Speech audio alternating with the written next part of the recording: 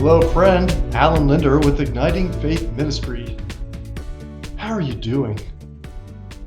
More importantly, how's your faith doing? Do you find that your faith goes up and down and up and down, maybe down, down, down, or you're not sure what you believe anymore?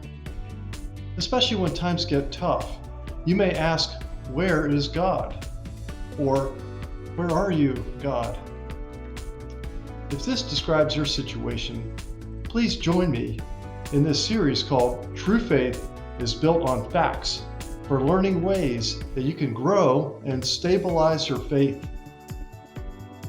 Over the next number of videos, we'll address the following topics.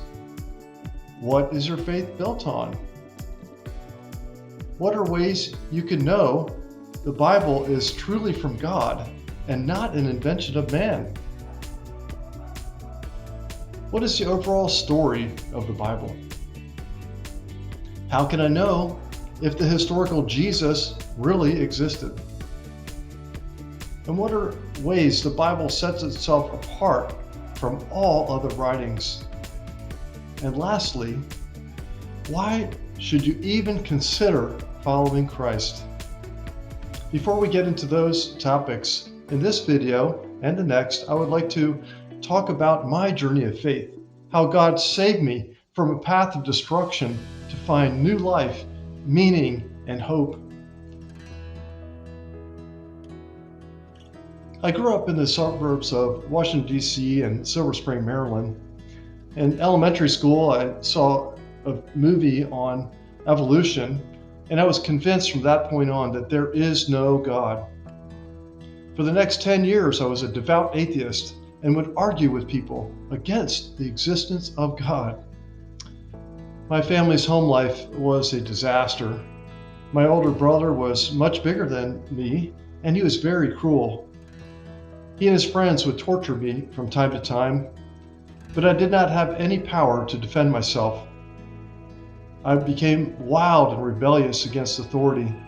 I was involved in drugs and crime at a very young age, and I had run-ins with the law. I did not like most Christians that I met, and I mocked them. I was a blasphemer and an immoral person.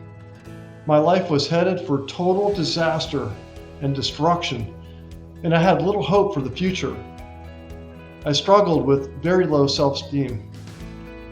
However, when I was a young man, God was showing me through His creation that He does exist.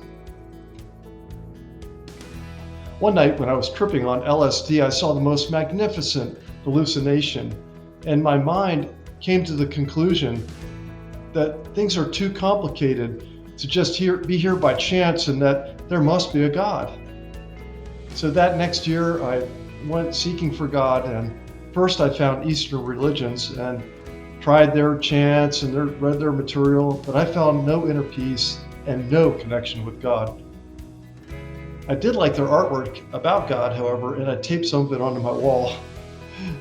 Then I took a job that year as a woodworker, and the owner of the company started telling me about Jesus. Personally, I knew nothing about Jesus Christ. My understanding at that time was that Jesus was like a mythological character, like out of Greek mythology. I mean, I had no idea that he was the most important person in all of human history. I also thought, all that stuff is just too old, nobody can prove if it's true. Well, I was wrong. Have you ever had thoughts like that?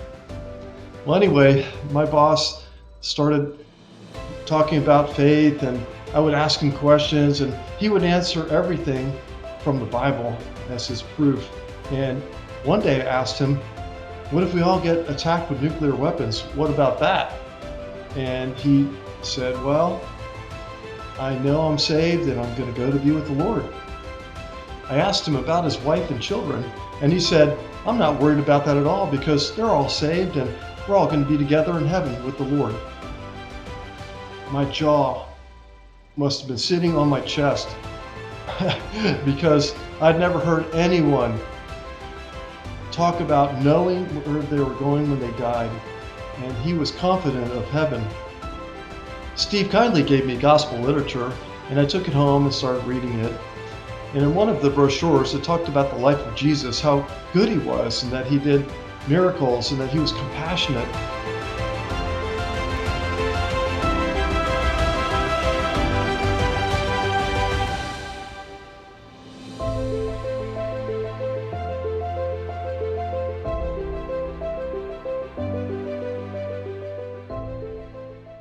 But it also went on to explain that he was mocked and that he was tortured and crucified on a cross.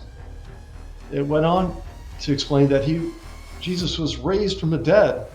And at the back of the pamphlet, it had an invitation to accept Jesus as your Savior. I had a very small glimmer of faith that maybe Jesus did exist at that point. And so this battle went on in my mind. One side said, you're not a sinner, you're not going to hell, you haven't killed anybody, and religion's for old people. And the other side said, just pray and see if God is there. And you are a sinner. And so I did. For the first time in my life, I sincerely prayed. I got on my knees and confessed that I believed that Jesus died on the cross, that he was buried, that he rose again the third day. I asked the Lord to forgive me for my sins and to come into my heart and save me. And at that moment, this incredible rush of inner peace came over me, and this weight was lifted off of my spirit as I became a child of God. I was so excited about my new faith. I went into work the next day and told my boss what had happened, and I was so excited about God. I started telling people, but then my old life and the darkness that I was used to was pulling on me, and I walked away from the Lord, and I became a backslidden Christian. These doubts about the Bible and Christianity plagued me, but I went on a journey, which I'd like to share with you in the next video, about how I came to believe that I was truly saved and that the Bible is the Word of God.